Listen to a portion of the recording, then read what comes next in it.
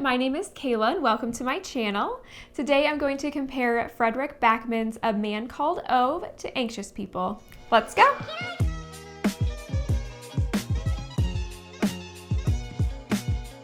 So I've been meaning to get around to reading Backman's works for a little while now. They're always just so highly rated and just seem to be those types of books where you know they're going to be good according to everybody else. So in my mind, I'm like, well, I'll get to it when I get to it. So now here I am getting to it. So before I dive in, don't forget to subscribe if you want more book videos. So I wanted to read his first published book and then his most recently published book and kind of see how they differed. And I was curious to see if one was superior to the other. They both seem to be pretty comparable when it comes to ratings on Goodreads at least. So A Man Called Ove has a 4.35 at the time of me filming this. And then Anxious People has 4.22. And I see them both equally really recommended. And also this video will contain spoilers about the two books, just because I feel like it'll be necessary when I'm making my comparisons.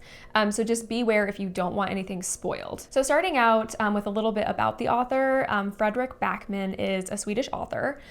His debut novel is A Man Called Ove, and that was released in 2012 in Sweden, and then it was translated and released in English in 2014.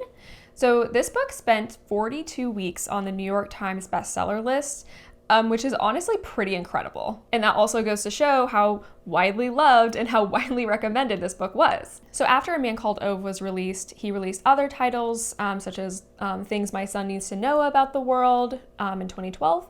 My Grandmother Asked Me to Tell You She's Sorry, that was in 2013. Britt Marie Was Here, that was 2014. Beartown, 2017, and then Us Against You, which is 2018. And then that kind of brings us into Anxious People, which was released in 2020, and that's his most recent book. And by the time Anxious People was released, Fredrik had been well known in the US, and this was a hit as soon as it was released. It seemed like everybody wanted to read this new book, and the blurb on Goodreads even indicates it's Backman at his best. So the question I had is Anxious People Backman at his best, or is his debut novel the best? So for me personally, oftentimes I find that I like the first book that an author releases, and then it just seems to kind of go downhill from there. So I'd wanted to read his debut novel and then his most recent novel. I was curious to see how his writing style and storytelling has changed at all, or if it remained consistent between these two books. So starting with A Man Called Ove, it's a story about Ove, who seems like a grumpy, uptight, older man on the outside, but over time he develops this relationship with a new young family who moved in next door to him. And this family kind of break down his hard outer shell, specifically the wife.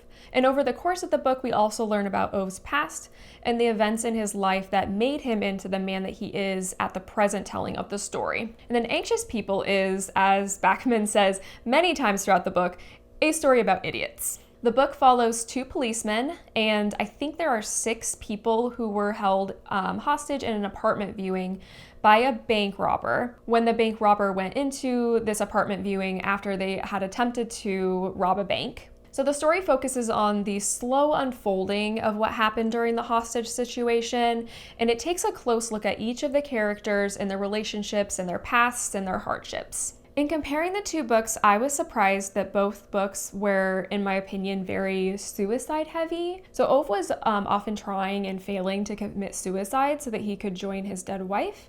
And then in Anxious People, there was one suicide and 2 different people who were suicidal. I didn't expect this to be present in either of these books.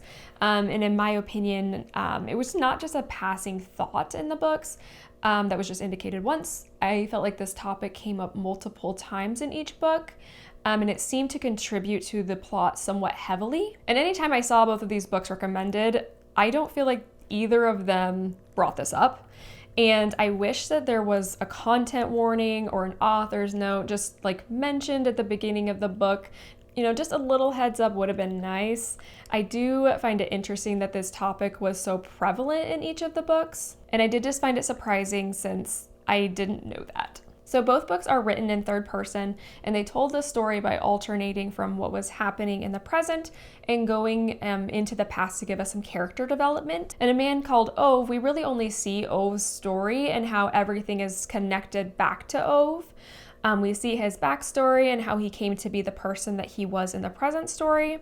And then in Anxious People, we went into several of the characters' backstories, and we followed multiple people who joined together in the main story of the hostage drama. So by us only following Ove and getting his in-depth backstory, I felt like A Man Called Ove was better at engaging an emotional response out of me, versus with Anxious People, since we didn't just follow one main character, I didn't find that I cared about any of the characters. So for A Man Called Ove, I wanted good things for Ove, and I wanted him to be at peace because I felt like by the end of the story, I had really gotten to know him. But with Anxious People, I didn't find that I cared about any of the characters. They felt all very kind of one-dimensional to me, just because there was so much going on and there were so many different characters with different backstories that I didn't feel like I could attach to one specific character to care about going into the end. These two books are two fundamentally different books. They tell completely different stories, but they both have similar quirks that are product of the author. So he tends to insert humor into his writing, especially when dealing with heavy topics. The humor is definitely there to cut the tension. And both books also have some levels of surprise factors. So in A Man Called Ove, we don't find out right away in the story the specifics of Sonia, Ove's wife. It's meant to be a surprise and a bit of a shock when we find out that she was dead. And then the same goes for later in the story when we learn of their early days, how they lost their baby during the pregnancy, and how she became disabled. We get small glimpses of these twists in the present day of the story, but they're not outright indicated. They're alluded to until the author is ready to let us in on the secret with the use of flashbacks. And then this similar writing tactic is also used in Anxious People, and I could see it coming as I knew what to expect from the author after reading A Man Called Ove. Since I kind of already knew the author's tricks, I learned to not take what he had initially presented as the full story. So he gives us glimpses of the characters' backstories, and throughout the book we learn more about who the characters are, learn some of them are connected to each other, like the father and son policeman, and then the therapist and the bank manager. But I do think that the author tends to do too many bait and switches, to the point where I'm not surprised when he reveals something that should be surprising or interesting. For example, in Anxious People, when we learn that the bank robber is actually a woman, but they were being referred to as a man throughout the whole story, and then when we find out it's a woman, we're supposed to be surprised, or Estelle actually being the owner of the apartment that was being shown versus just a potential buyer. Now, I do think that both books do a good job of showing real people in real life. You can relate to the characters and their strifes, and the books are meant to be thought-provoking. They show that everyone has their own struggles that they're going through, and I think that they're meant to make you be more empathetic to others in the situation that other people may be going through. Personally, I enjoyed A Man Called Ove more than I did Anxious People. I didn't really care for Anxious People all that much. A Man Called Ove made me cry a lot, and we got this fantastic character development for Ove, and you really got to see who he was as a person and how he became that way. For Anxious People, I didn't care for any of the characters, and I got annoyed by the constant revelations. I think Anxious People did a good job of providing a wide variety of characters for a broad audience to relate to, but I almost found the story a bit pointless. Objectively, both books were very well written.